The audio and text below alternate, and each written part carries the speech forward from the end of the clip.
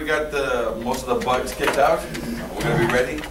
I apologize for us to be squeezing, but we sort of had to jury-rig this. But if what I'm going to do is I'm going to start. This class today is going to be about fire escapes. I don't know. Was anybody at the last class we did down at the other with John Bush? We did a class with John Bush, and also Chief Vento was part of that probably 3 years ago. Anybody in the class?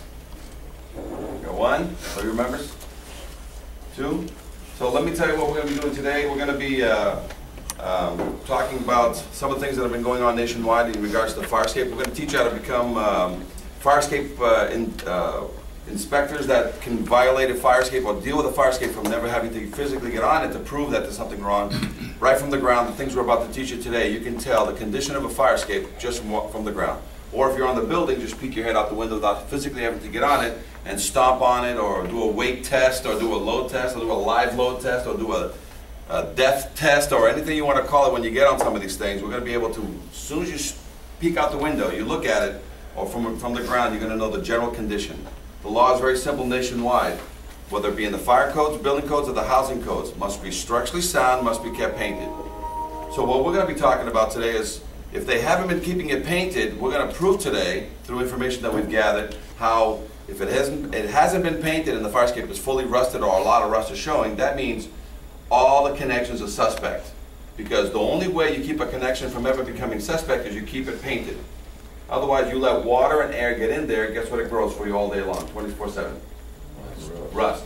So as soon as we proved information to you that that is the case, that came from believe it or not, a case that we were an expert witness on in New York, where a fireman fell through some staircases with that being the case. And we had to go and prove how long it took for rust to grow, and that case is actually going to be talked about today. So with that information, plus some other things that have happened nationwide where people have been hurt, and you know who gets hurt, right? The tenants get hurt. Who else gets hurt? Firemen. So we're going to be teaching you a couple things in regards to that, but we're also going to be talking today and trying to take care of a problem that's a nationwide problem, and let's all we can say it nice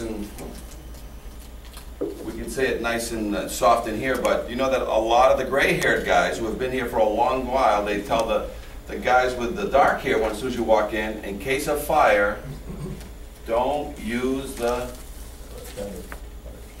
You guys are all scared to say it. But that's the big word that's used nationwide. In case of fire, don't use the fire escape. Because for 50 to 75 years, they haven't been maintained. And they say, you know, you're going to rely on your own equipment. Go get your own ladder, go get your own fire truck, do anything, but don't step on these fire escapes because they're not in very good condition. So what we want to show you is how it got to that point and who's not been watching it, because there's laws out there. You must maintain fire escapes all the time. There's laws out there you must prove that every 5 years. There's laws out there that you must prove that every 1 year. There's laws that you must walk these things every 3 months. Isn't that one of your laws here? Texas? That you have to prove your fire escape every 3 months? Does anybody have the code? Anybody know the code? I believe the last time we talked, that was one of the cases that the fire escapes had to be walked or maintained. But some cases you don't have the law, it's maintained at all times. And when that is maintained at all times, that means the owner is responsible for your health and well-being. How often do you think the owners are going to maintain their fire escapes for your health and well-being?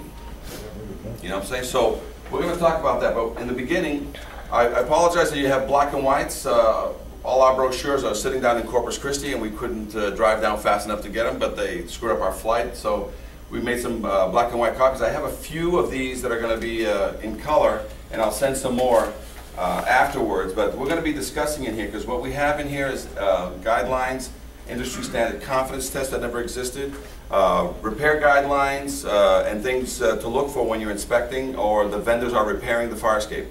And we're going to talk about the only two ways you can basically guarantee a fire escape. One is a load test. Anybody ever witnessed a load test ever on a fire escape? And the second is a certification, which is another guarantee, which is a refurbishment of a fire escape. Then somebody goes out of their way to prove to you as an inspector that in lieu of a load test, you'll take a guaranteed certification. And that is usually a refurbishment of a fire escape that's 50 to 75 years old. But the first thing I'm going to show you is that we have online now, because guys, it's hard to get this many guys in one room. So what we found is that we use YouTube. We have a, if you want to write this down, Fire Escape Academy. There's about 347 videos there right now, and they're all 3 to 5 minutes. And if you go here to playlists, and you touch playlists, I have a playlist, and we'll go there to do a couple videos today. I have a playlist here that says, let me get you to, see if I have you guys, Houston, Texas. I have 18 videos in there of downtown. I believe I have more. I may have probably at least 40, but I'll double check here. But if you go here, you're going to see two types of training. Training where I don't have an inspector, and training where I do have inspectors. So I was lucky enough to get in what's called nationwide inspector training. I have 26 videos. I have inspectors from Washington, D.C., from Massachusetts, Portland, Oregon, and I believe Seattle. So that's guys like you that went out with me. Now, just this week, we were in Portland, Oregon doing a class. We did a class in Seattle and Tacoma and LA, and that's why we're here today, because actually we're doing something down in Corpus, and just speaking with Richard, this class was quickly put together just a few days ago because I happen to be in the area. Otherwise, this would have been 1, 2, or 3 months from now that we would have had this class. But in the meantime, if you want to study at home and watch, some of the latest, greatest videos just came out of Portland. We did a class, the first time ever, we had a class, not only this many people in a room, but we had in the room structural engineers. We had in the room vendors who repair fire escapes. And we did this class, and what we had fire inspectors, fire marshals, and then an expert witness and an instructor, all just talking about fire escapes. So for the first time, we had everybody agreeing on an industry standard. So we recorded that class, we did a downtown walk around with the very same people, and we were able to get people to agree, this is what we want. But let's take a look at this first one.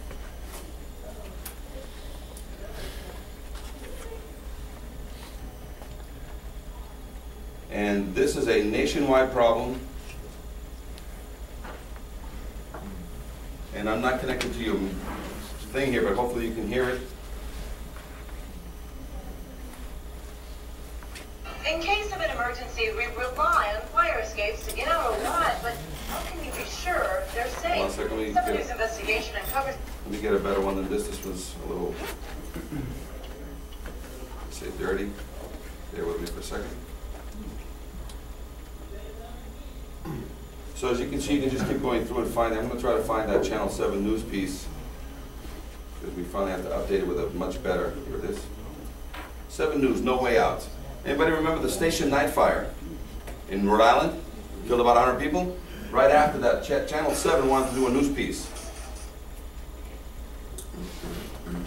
And their news piece was to basically let people know you can use your fire escapes to get out. So, oh, you have a little speaker? Sure. Thank you. The smoke, the flames, and the bright faces, all in a firefighter's line of duty. But Chief William Hitchcock remembers the night it wasn't the fire that almost stopped him, but the fire escape that broke underneath him. Really just came away from the building. And our investigation found across Massachusetts more unsafe fire escapes, rusty, deteriorating, crumbling, broken. And what state officials didn't know, the system they set up to keep fire escapes safe is also falling apart. The potential ramifications are disastrous. So let's look at this one. This expert ironworker is licensed to build, maintain, and inspect fire escapes. So then over here, for months, we examined dozens of them with alarming results. Looking at this today, would this pass inspection? No. In dormitories, at theaters, at homes, and apartment buildings. Rust is actually eating away the metal of the fire escape. Right. And the bottom line? It'll get weak and then eventually it'll fall. This one has rotted connections. This one, missing bolts, twisted metal. Would the stairs come down? No, never come down. This one, a broken tread. So how dangerous is it for the people inside this building?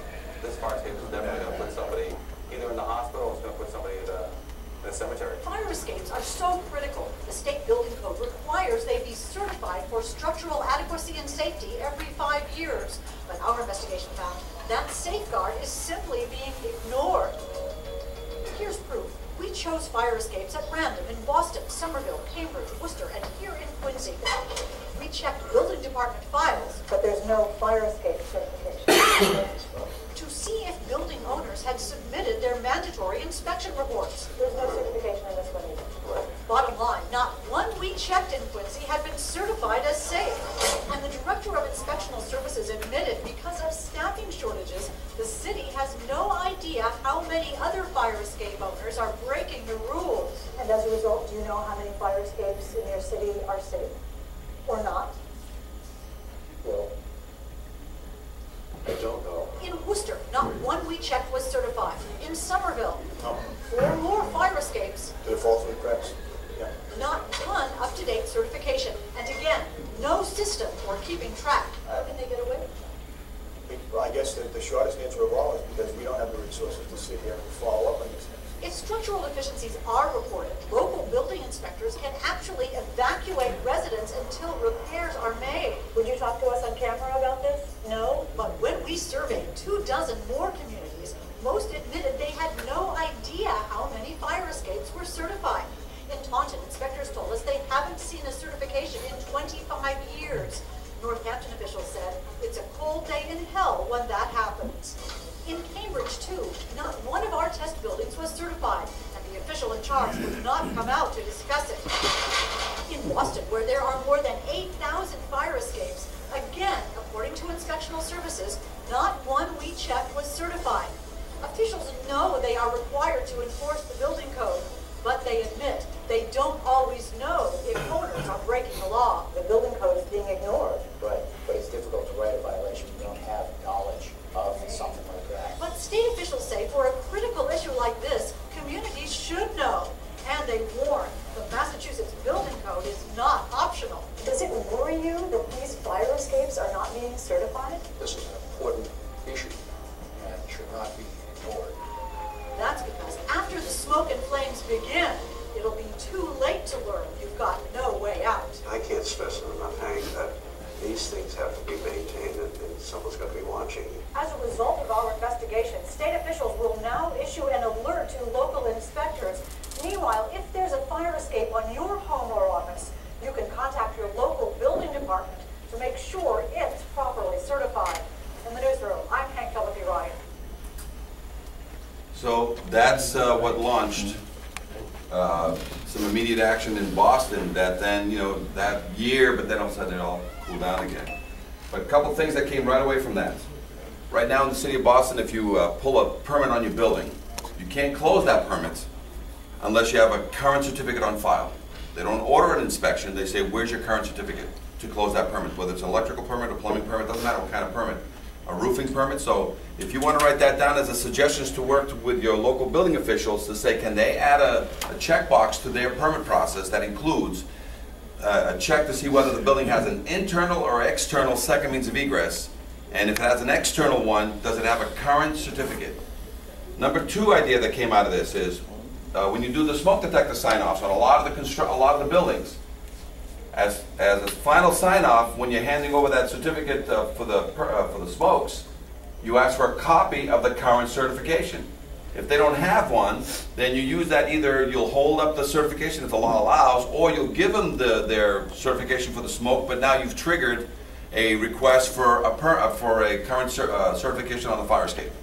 So those are the 2 areas that it's an automatic. You're always touching a building either for a smoke or you're touching a building for a permit. You may not touch every building, but that gets the ball rolling. It's an automatic. So work with your building department and work with your fire inspectors that do the smoke sign-off to add that to the checklist. Okay?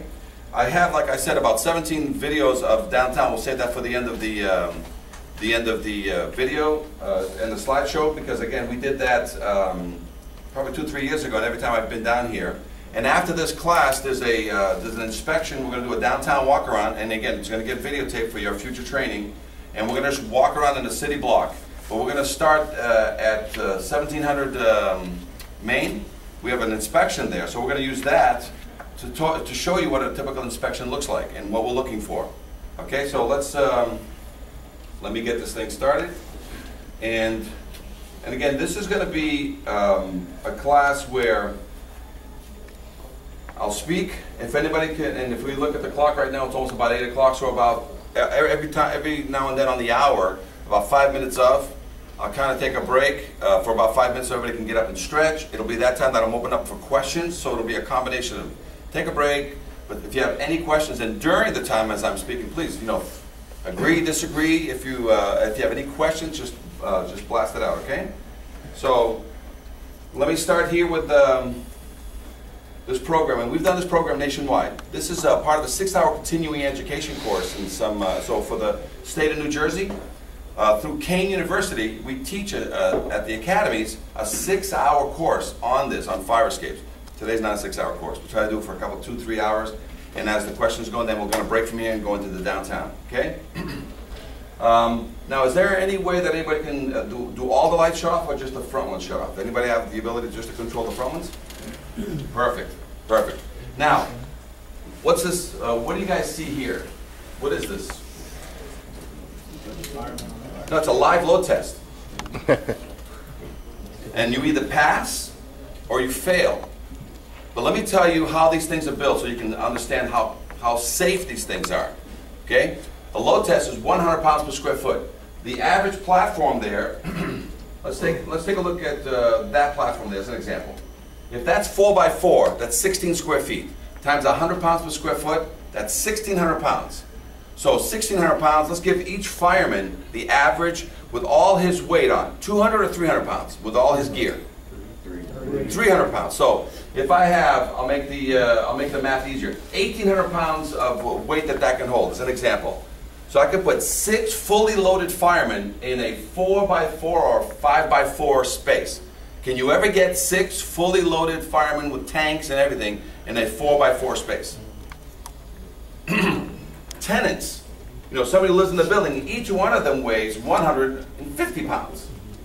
So and if it was 1,500 pound load capacity in that area, I need to put 10 of them on that spot, and it'll still hold. Can we get 10 tenants to hang out in that space? Can we get a combination of tenants and firemen to hang out in such a space?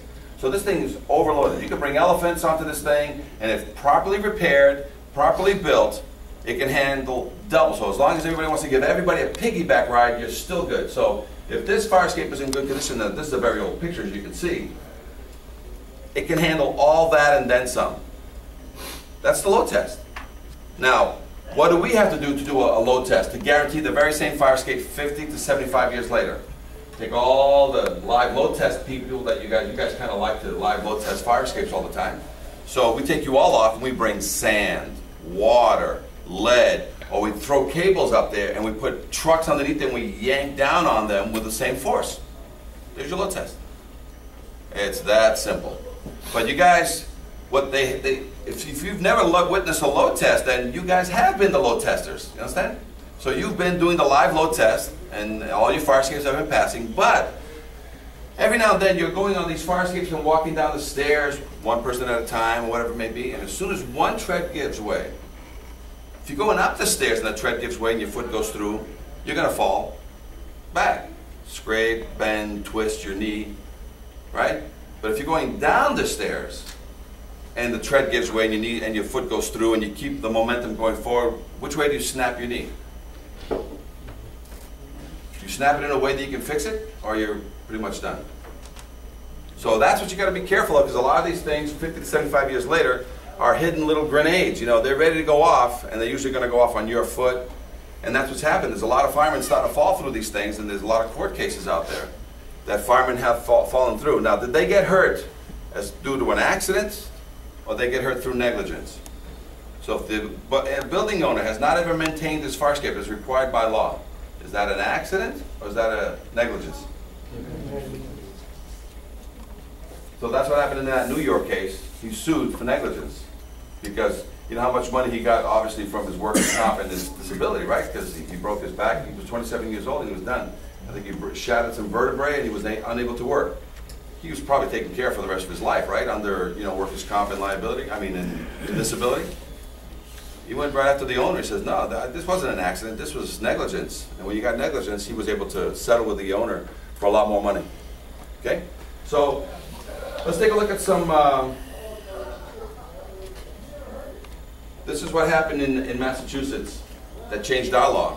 72, we had a fireman that was basically on the 4th floor of a building. The 4th floor of a building, as you can see, this is a woman with her niece. The ladder's coming up, he's about to grab the ladder, and at the last moment, a live load test occurred. The fire escape fell away. Now this was all captured by in 72 by a Herald reporter who was able to capture it all with one of these cameras that had the motor in it, and at the same time he won a Pulitzer Prize for one of these photographs, which I'm about to show you. But it fell away. The fireman with one hand saved himself. She tried to grab him, but they all fell away. She died because a piece of the fire escape fell on her. The niece survived, so did the fireman. And this is the Pulitzer Prize winning photograph that he caught before he turned away. Because the next second there was a thump to the ground. That changed the law in Massachusetts. And what that did when it changed the law in Massachusetts, it says fire escapes must be maintained at all times, or fire escapes have to be inspected every 5 years and proven that they're in good order. So it took a death, and usually it takes a death of somebody, tenant and or fireman, to make that happen. In case of an emergency, we rely on fire escapes. Unless you have something like this, which is these awareness classes, where we basically show you things that have happened somewhere else to say it has happened, but we don't need to have it happen here first in order for us to have a change in the law. So the awareness is going to come from you guys, because the more inspections that you do, that you don't fall from fire escapes, because this is when you start using fire escapes. This is what's supposed to happen. Fire escapes are meant to be used so that the tenants can self-evacuate. It's by second means of egress. It's not the place where I hang out and wait for a fireman to walk me down a set of stairs. In case of fire, I self-evacuate, and whether you guys show up 1 minute, 10 minutes, or an hour later, I don't care. I got out. This is also when you guys used to get in the building to work with people that couldn't get out for whatever reason. This is also what you use when all hell breaks loose, and that's all you got to get out. So for the first 10 seconds or 10 minutes of a fire, the tenants use it. For the rest of the fire, you guys use it. So fire escapes can save lives, or it can take them. Let's take a look at various fire escapes. Hold on a second. I'm just going to bear with me for 1 second.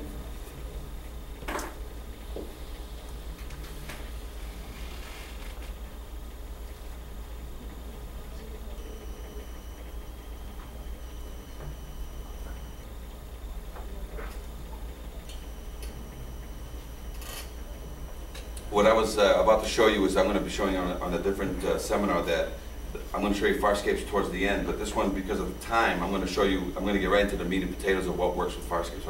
I had opened up the wrong seminar, but it's pretty much the same slide. We were right in the beginning of it anyway.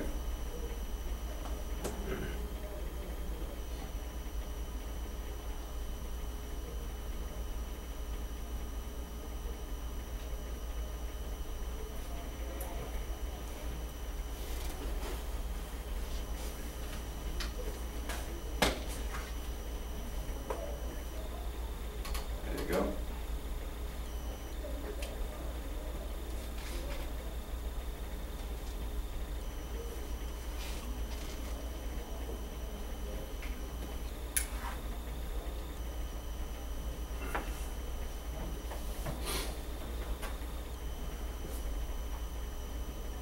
Let's take a look at some additional live load tests.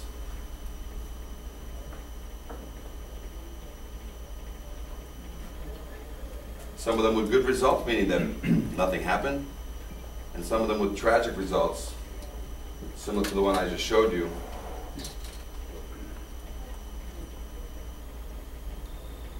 As you can see, this takes up a lot of memory. All right, so live load test. Some of these photographs, let me tell you what occurs. This is similar to an incident that occurred in Harvard Square during one of the parades.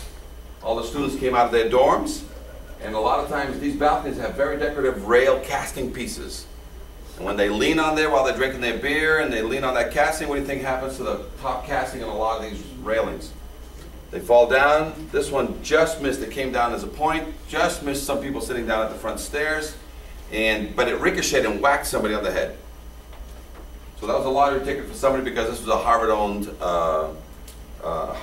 building. Firemen. This, you may remember, New York City before air conditionings. You know how many people slept on their fire escapes before there was air conditioning? Firemen, you guys use this to go get certain people out of a building because there's no other way to get them out. Paramedics use fire escapes to get people out because there's no other way out for whatever reason. So these are live load tests in that, here you're trying to save a child, but imagine all the treads start giving way and you lose firemen and a baby. Right there is a typical example of a vendor fixing a fire escape. One of our vendors out of Chicago. 4 years ago, his father fell 7 stories to his death. And he's been working on fire escapes for like 17 years. So things can happen on these things. This happens often. People will use fire escapes as a backdrop for modeling shoots, photo shoots, some shoots of some kind, and they start packing it with people. Some buildings, people will use the rear fire escape as a place to hang. And students all the time will basically get out and sit on a fire escape and do whatever, put potted plants and things out there. Another live load test. This is a building that had 3 fire escapes. See the fire escape over there? A lot of rust underneath it, and the stairs coming down. The fire escape that I'm shooting from, so I personally took these shots. The fire escape that I'm on, it is the same as that fire escape over there. And this fire escape on the ground, so it's triplets. This fire escape used to be right here. Now, what happened there was 5 people. The buyer, this was all 5 condos. The buyer and the real estate agent, the seller and the real estate agent, plus one of the trustees from the building. And they all wanted to walk up to see how the roof was doing, because the guy was buying, wanted to check the whole place. All 5 fell to the ground, and they only fell 1 floor, about 10 to 12 feet. Nobody died. Everyone had their cell phone. First call you make, if you didn't die, 911 or your lawyer. Right? So that's what happened. This thing got into litigation. The owner of this complete complex, before he turned it into condos, him and his son did the roof themselves. And then they had extra bolts, like a mechanic who changes his own, refurbishes his own engine, has extra bolts that he really doesn't need. Same thing, extra bolts on this fire escape that they didn't need, and they didn't attach it back correctly. It slid off the building and fell to the roof below. Had it fallen to the ground, these would be dead people. This is in Iowa. This is another expert witness case that I was on. 3 kids were up on that platform that was up there on 4th of July looking at fireworks. 2 kids and a girl. It fell on the roof, then fell to the ground, and that's the shots of the scene, blood all over the place. They were critically injured. They all survived. So this is a lawsuit, and I think it's the Iowa State College, or it's right in that area. Now, the thing that happened, this bracket right here was actually over here before, but the owner, who owns multiple properties, was fixing the window and fixing the siding. So his guys took the fire escape bracket off, fixed this, and then put everything back on. And when they put it back on, instead of having the through bolt plate, which it had, to hold that bracket on, they put it with a 2-inch, half-inch lag screw in a hole that was 1/2 inch thick, 1/2 inch round, to accept a 1/2 inch through bolt plate. So when they stepped on this thing, it just, boom, fell to the ground. Now, we went looking for the evidence of where they had this piece. Do you think they had this piece somewhere safe? Or do you think they just threw it in some grassy plot somewhere 2 or 3 blocks away? So here we are investigating and looking for pieces of this fire escape, because this is Fire Escape CSI over here, and we found not only pieces of the fire escape, but we also found the screw that belonged to the fire escape. So there was a little, I don't know if they were trying to get rid of the fire escape, I don't know if they were trying to do whatever, but they forgot to get rid of the evidence, which is that lag screw. When we did the investigation, we found that they didn't have any backing plate, not properly installed. So they put it right back. And here it is, they put it back. Not only did they put the plate back on, but they also put a leg back on, and that leg is right into the asphalt shingles. The legs over here, which never were there before, are right into the asphalt shingles. No pressure-treated wood or anything below it. And right in that corner, there's a hole that basically where there's a screw so you can keep that corner tight to the wall. There was no screws there, so we were actually able to go back there and videotape ourselves lifting the whole bottom, walking it to the left, and bringing it back to the right and dropping it back into position. So it was reinstalled improperly in the court case. So let's take a look at another case. This case right here, a girl, and this is a piece of the fire escape. You see that little hole up there? This is supposed to be the protective guardrail. This is on a hill in Beacon Hill, high-end rents in Boston. This 5-story building feeds this 4-story building, but they're two separate ownership. But the 5th floor apartment has access to the rooftop deck. Nice roof deck. So what do you do when you're 28 years old and you got your girlfriend over, and you just come from the bars, it's 2, 3 in the morning, what do? And you're half drunk? You go and party over there on the other side. Now, he knew what to do because he had a standard routine. He'd go across the way, jump over, because literally, as soon as you get on the roof, 1 to 2 feet away, it's almost like a foot away, there's the wood thing, and you just jump the rail. You're in this beautiful deck in downtown Boston, great views. His girlfriend hadn't mastered that as of yet, so when she went there, the phone rang, and she says, I'll get it. Now, he has a routine that he did. He used to jump on the other side of the deck, come around, hold on well, and then feed.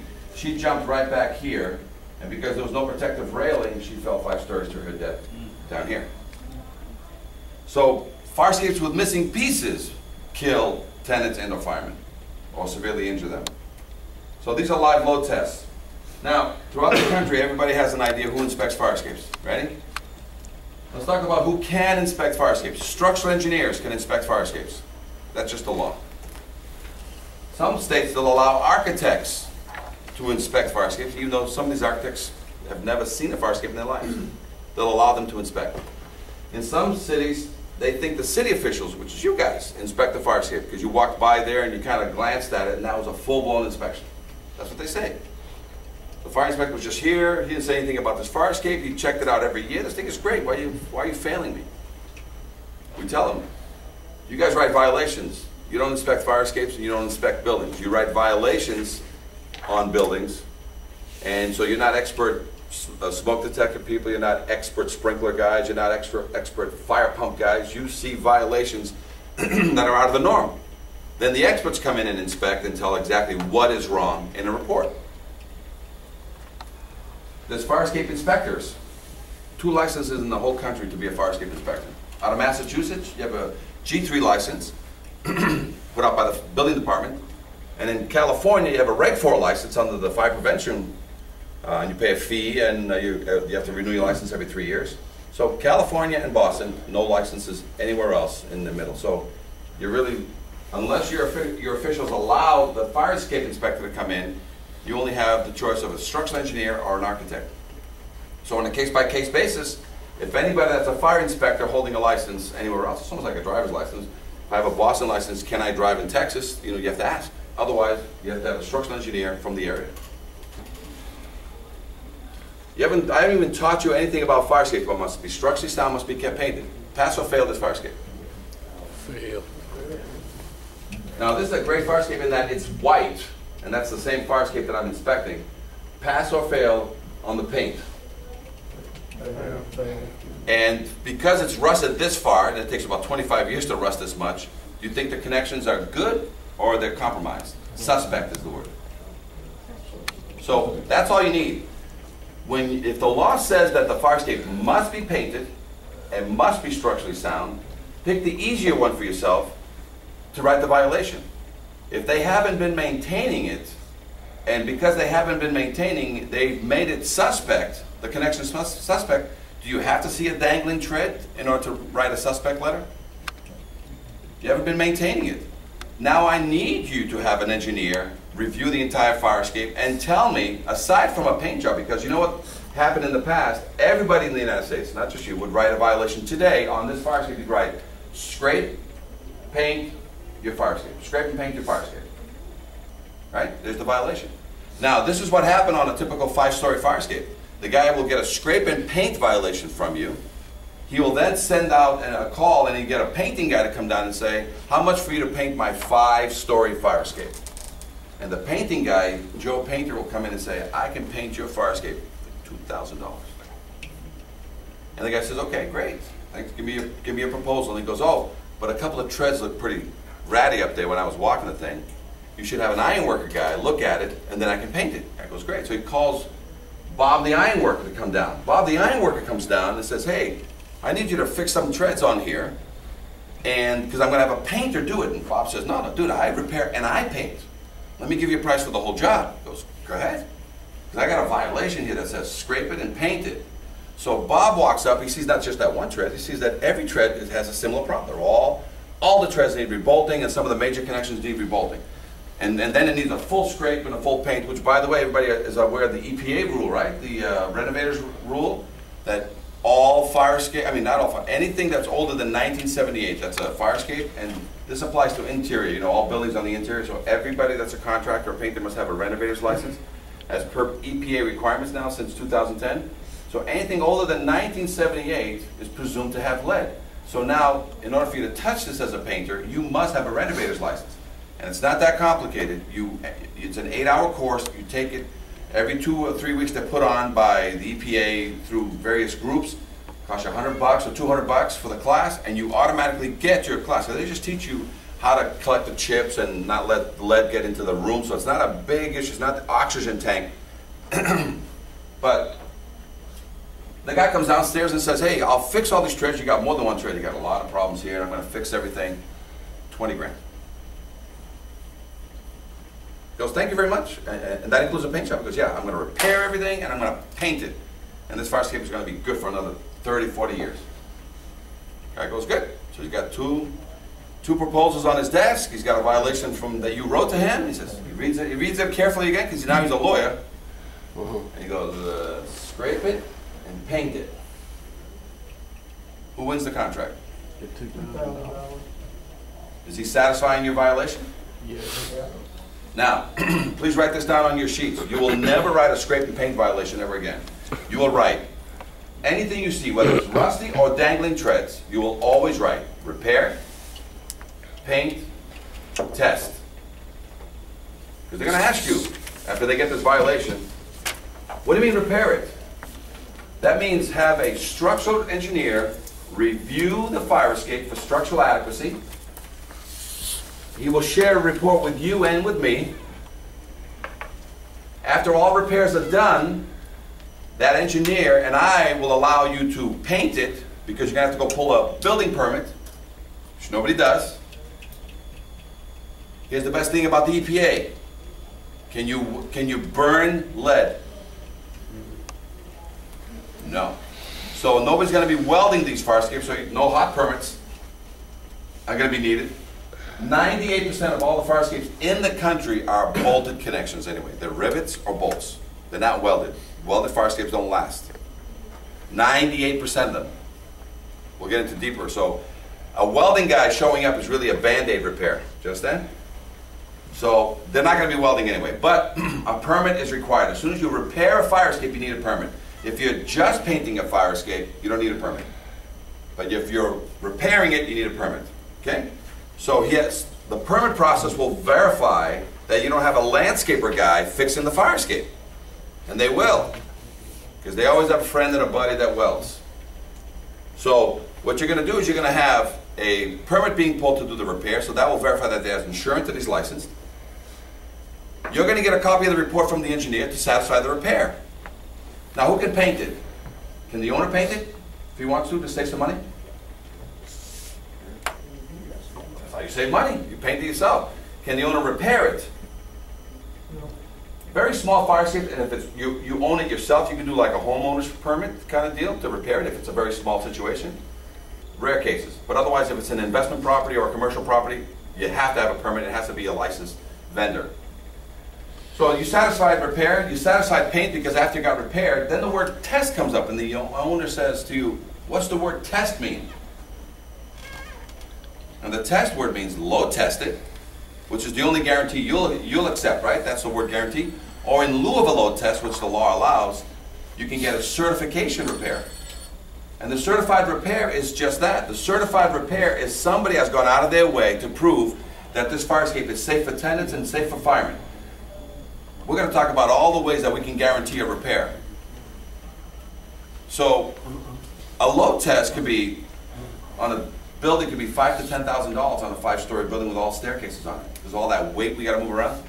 And that $5,000 to $10,000, do we use any of it to put paint on the fire escape, or we use it only to move around weights and move around men?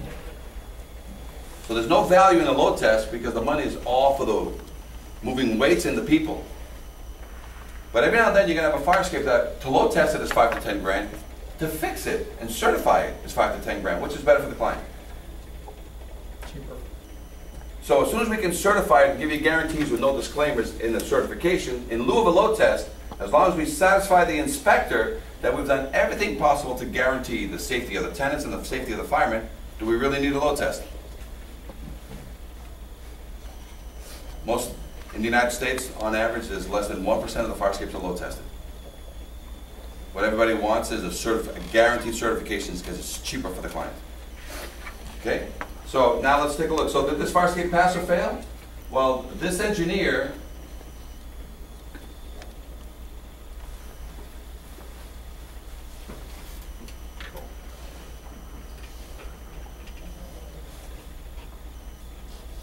I got a letter from the engineer that said the fire escape passed. All you have to do is fix one broken tread, a bent steel frame, which is a strap on one of the gratings, and give this thing a paint job. The person that brought this to my attention was the secretary who received this report. Says, you know what, we hired this guy, and I don't know if this guy had his eyes on that day, but there's no way that this fire escape could have passed. So we came and we inspected the fire escape and it failed. These are all the broken pieces on the fire escape that we found. So you have to be careful that even now and then the engineers that you have out there that you're trusting to give you a report are not doing it. And the one reason why, because all that they have to do is on their letterhead send you something that says, to the best of my information, knowledge, and belief, this fire escape is structurally sound and has been kept painted. And you can usually use that opinion because there's always also a disclaimer. Whatever I didn't see or didn't witness or didn't verify is not covered. So that's the escape, that's the parachute for him. He doesn't give you a parachute, but that's his parachute. And a lot of times these are called fly-by, drive-bys, where he basically rides up to a fire escape, rolls down his window, collects the check, eyeballs the fire escape, gives the guy whatever document he needs to satisfy your violation. You gotta be careful. So what did we invent to make sure that everybody is doing the right thing? Because this was the perfect storm of stupidity. Inspectors weren't writing violations correctly. Engineers weren't being watched, so they're sending these toilet paper letters out. Vendors had no permits and nobody watching them, so they could just literally weld and silicone shut huge holes. So nobody watching nobody, and basically they've been fixing fire escapes with paint for 75 years. So we're going to look at some tests that are out there, the confidence tests. This is a Reg 4 test in California. This form you can use to inspect sprinkler systems, alarms, pumps. You use the same form. So I have to come in here. This is all I had to work with in California. I had this first sheet here basically filled out all the information. And the second sheet you sort of did a general description. That's all they had. There was no questions asked of me. Did I do this? Did I do that? Did you check for this? Did you check for that? So this is one of the gaps in that anybody can write whatever they want on the right side, because on the left side it was hard for them to know, what was coming out of the test. So the one thing that we kept from the test that we liked, that we shared nationwide, was this first page. And this first page had room for everybody. The building owner's information, the building type. It also had who the inspector was going to be, who the fire marshal was going to be, who the code official was going to be. Names, permit numbers, everything was on this front page. So if this was all properly filled out in the front, we know that the fire escape was properly handled by a vendor, a permit was pulled, the inspector was notified, the fire marshal was notified, the code enforcement was notified. So we kept this first page. And we generated a form similar, and we basically had some questions on the right side. The questions on the right side you're going to start seeing is there's two parts. There's a structural part, and there's a general questions part. In the structural part, I ask yes, no statements. Did you check all the treads? Did you check all the supports? Is the fire escape 100% free of all internal rust because you checked every connection? And on and on and on. You know how many engineers want to sign a document like this? This is called a confidence test.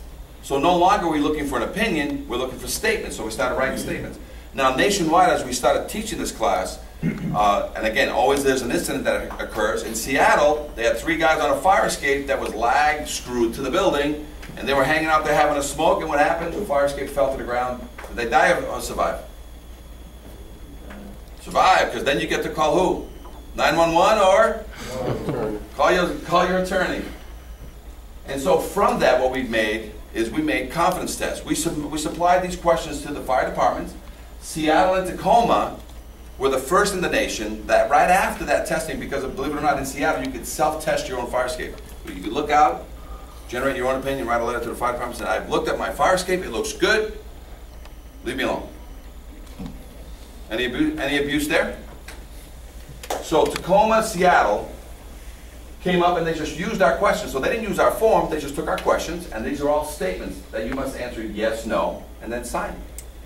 The one thing that we liked, and this is online, so if you want to go to tacoma.org or Tacoma, the Tacoma website, go under fire prevention. So here's an industry standard document ready to be used.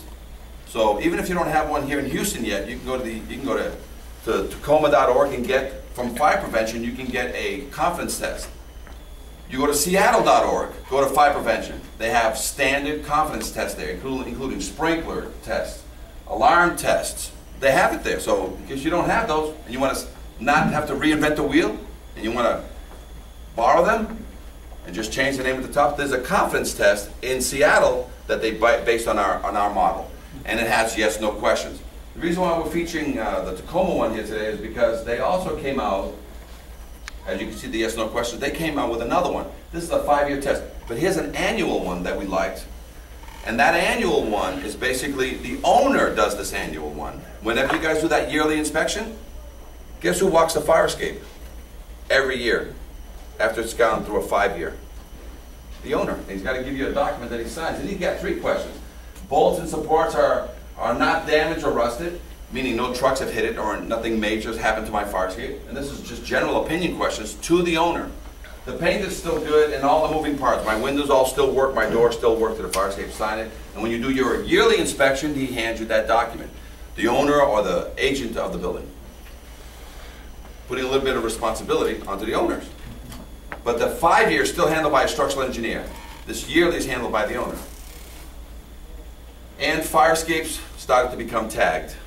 Seattle right now requires that every fire escape in Seattle now have a tag. A white tag says no deficiencies. These must be hung 7 to 10 feet from the ground.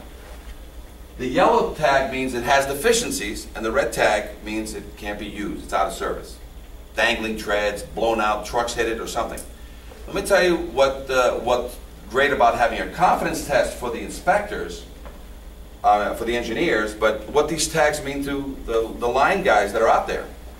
In the middle of the night when it's smoky and you can't see very well and the guys show up and there's a baby on the 3rd floor and the mother's screaming out the window, what does he want to see in order for him not to go to his truck and get his ladder, not to wait for an apparatus to come and just run up that fire escape with full confidence? What color does he want to see?